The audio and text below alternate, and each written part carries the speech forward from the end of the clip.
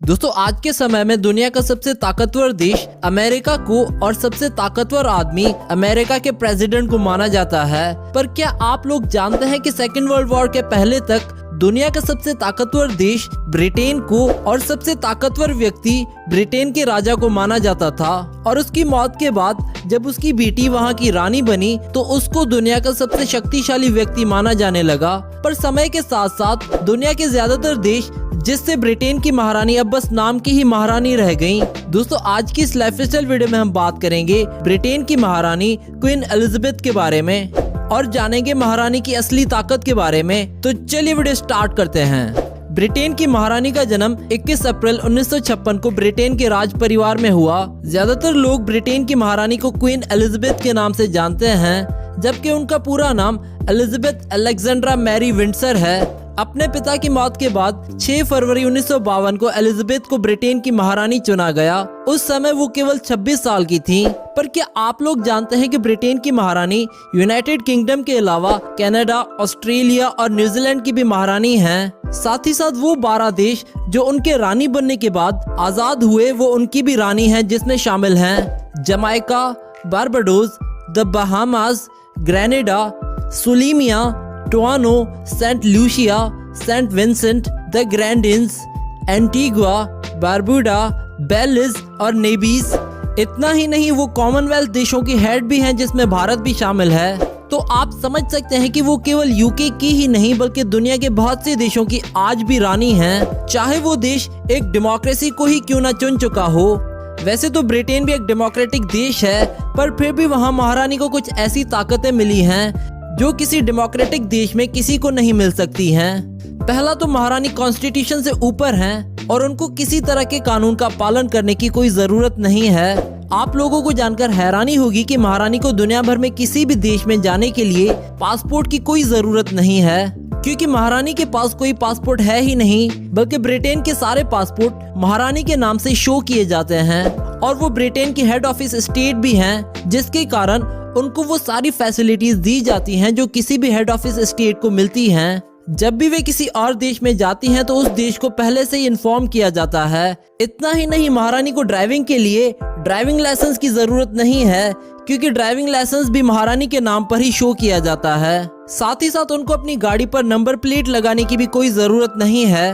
असलियत में महारानी को किसी भी तरह की किसी आइडेंटिटी की कोई जरूरत ही नहीं है। वैसे आपको जानकर हैरानी होगी कि ब्रिटेन की महारानी को अपना टैक्स पे ना करने की छूट है, पर वो ऐसा नहीं करती हैं और अपने सारे टैक्सेस को पे करती हैं। पर ये तो महारानी की ताकत का एक छोटा सा नमूना है। अगर महारानी चाहे तो वो किसी भी युद्ध को शुरू और खत्म कर सकती हैं, यहाँ तक कि वो न्यूक्लियर युद्ध भी छेड़ सकती हैं। शायद दुनिया में बहुत से लोग नहीं जानते होंगे कि इंग्लैंड की महारानी वहाँ के लोगों को बिना पूछे जंग की घोषणा कर सकती हैं। महारानी को यूके में किसी भी कानून के ऊपर माना जाता है, जिसके कारण उन पर कोई भी मुकदमा नहीं चलाया जा सकता। साथ ही साथ किसी और देश में भी उन पर ऐसा करना नामुमकिन है। इसका मतलब वो दुनिया के किसी भी देश में किसी तरह का कोई क्राइम कर दें और उन पर किसी भी तरह का कोई मुकदमा नहीं चलेगा। पर ऐसा बिल्कुल नहीं है कि महारानी किसी भी देश में या अपने देश के कानून का पालन नहीं करती हैं, बल्कि वो अपनी छवि को लेकर बहुत केयरफुल रहती हैं और वो ज्यादातर रूल्स का पालन करती हैं।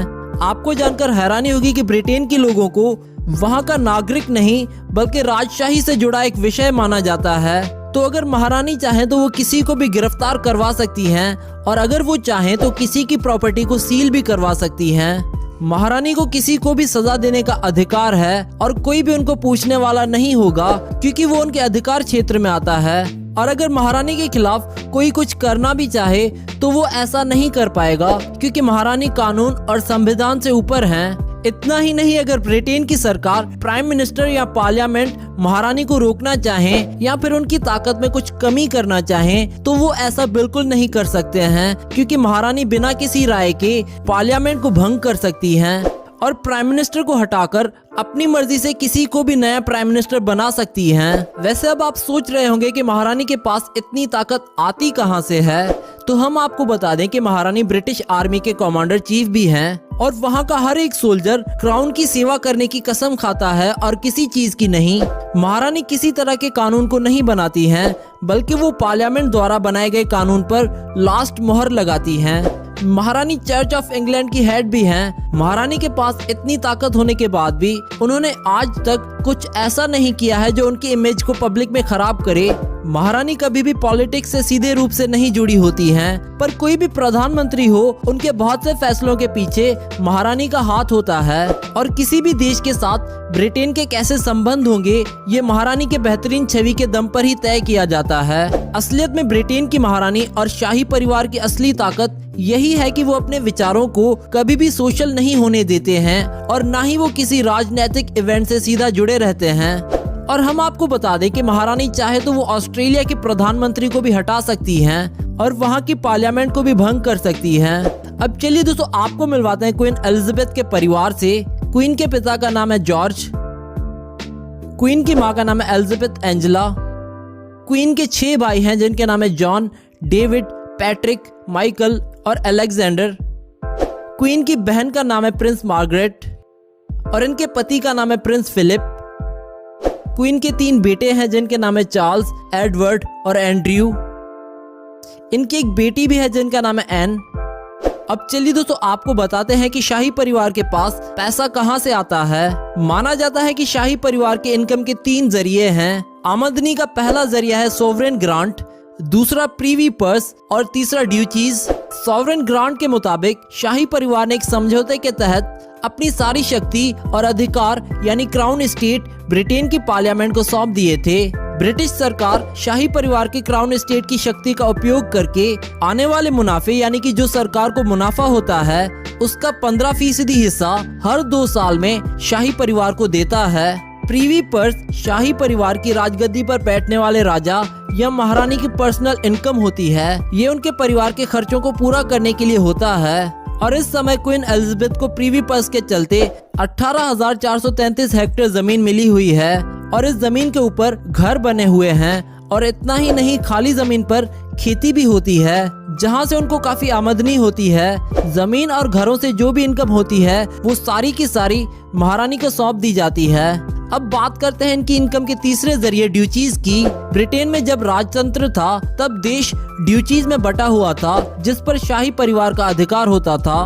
तब से ये फैसिलिटी आज भी जारी है। इस समय इंग्लैंड में 2 ड्यूचीज हैं, पहला कार्निवल और दूसरा लैनचेस्टर। इसमें कार्निवल से जो पैसा आता है वो शाही परिवार के पास चला जाता है और हर साल करीब करीब महारानी 10 से 15,000 करोड़ रुपए कमा लेती हैं इन सब इनकम सोर्सेज से। अब चलिए दोस्तों, बात कर लेते हैं क्वीन एलिजाबेथ की नेटवर्थ के बारे में। रिपोर्ट्स के अनुसार इनकी नेटवर्थ 88 बिलियन यानी कि 88 अरब डॉलर है, जो कि इंडियन रुपीस के हिसाब से बनते हैं 60,000 करोड़ रुपए। अब चलिए दोस्तों, आपको इनका घर दिखाते हैं। दोस्तों, क्वीन एलिजाबेथ और इनका परिवार बकिंघम पैलेस में रहता है और ये दुनिया का सबसे ज्यादा वैल्यूएबल और महंगा रेजिडेंस है। ये पैलेस सिर्फ और सिर्फ रॉयल फैमिली के रहने के लिए ही बनाया गया है और इसको 1703 में बनाया गया था। बकिंघम पैलेस का कंस्ट्रक्शन साल 1703 में स्टार्ट हुआ था और 1705 में कंप्लीट हुआ, पर बाद में यहाँ बहुत से बदलाव हुए और बहुत से न्यू कंस्ट्रक्शंस वर्क भी करे गए। अगर एरिया की बात करें तो ये पैलेस कुल 77 स्क्वायर मीटर की एरिया में फैला है, यानी बकिंघम पैलेस को 8,28,000 स्क्वायर फीट पर बनाया गया है। बकिंघम पैलेस में टोटल 5 फ्लोर्स हैं और इन 5 फ्लोर्स के लिए पैलेस में 8 लिफ्ट्स लगाए गए हैं। इस पैलेस में एक गार्डन और इंडोर स्विमिंग पूल भी है। यहाँ पर कुल 775 रूम्स हैं, जिनमें 19 स्टेट रूम्स, 52 रॉयल और guest rooms, 180 staff bedrooms, 92 offices और 78 बाथरूम्स हैं। और इस पैलेस में 1000 लोगों का स्टाफ काम करता है। और बकिंघम पैलेस की प्राइस 2021 के हिसाब से बनती है $5 बिलियन, जो कि इंडियन रुपीस के हिसाब से बनते हैं 40,000 करोड़ रुपए। और इन फोटोज और वीडियोस में आप बकिंघम पैलेस की कुछ झलक देख सकते हैं। अब चलिए दोस्तों, बात करते हैं क्वीन एलिजाबेथ की कार्स कलेक्शन के बारे में। इनके पास एक बेंटले स्टेट लिमोजिन कार है जिसकी प्राइस है $15 मिलियन और इंडिया में इसकी कीमत है 12 करोड़ रुपए। इसके अलावा इनके पास एक जगुआर डैमलर सुपर 8 भी है जिसकी कीमत है $1 लाख और इंडिया में इस कार की कीमत है 70 लाख रुपए। क्वीन के पास एक 1948 रोल्स रॉयस फैंटम 4 भी है जिसकी प्राइस है 1.1 मिलियन US डॉलर्स और इंडिया में इस कार की कीमत है 9 करोड़ रुपए। क्वीन के पास एक 2006 जेगुआर एक्स टाइप ई स्टेट भी है जिसकी कीमत है 2400 US डॉलर्स और इंडिया में इस कार की कीमत है 20 लाख रुपए। इसके अलावा इनके पास एक रेंज रोवर भी है जिसकी कीमत है 3 लाख US डॉलर्स और इंडिया में इस कार की प्राइस है 3 करोड़ रुपए। इसके अलावा इनके पास एक 1986 जैगुआर डैमलर 66 भी है जिसकी प्राइस है 35,000 US डॉलर्स और इंडिया में इस कार की कीमत है 24 लाख रुपए।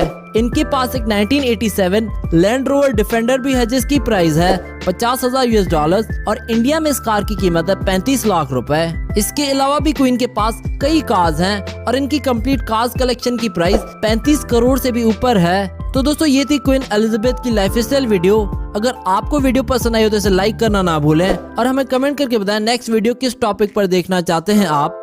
Do subscribe our channel and we hope that you like our videos and also don't forget to visit our website celebritynews.blogspot.com which is shown in the video and don't forget to follow us on Facebook and Twitter.